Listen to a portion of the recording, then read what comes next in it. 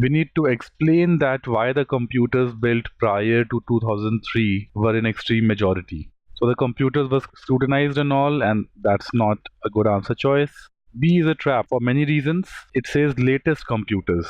So latest computers means that the computers who are built in say 2014 or later would have life of 11 years. The computers built in 2003, we don't know anything about their average age. And then again, the average life is 11. There would be computers which would live 9, 10 years. There would be some computers which would live 12, 13 as well.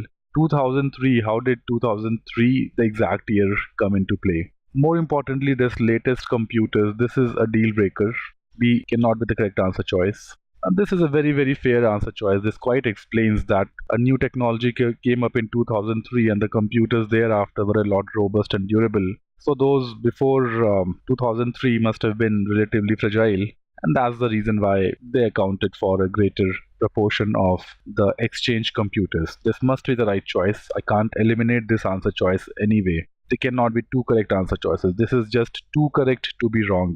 Still, let's look at option D and E. This talks about processing power and sophisticated softwares. The argument is only about longevity. It's not about the technical details.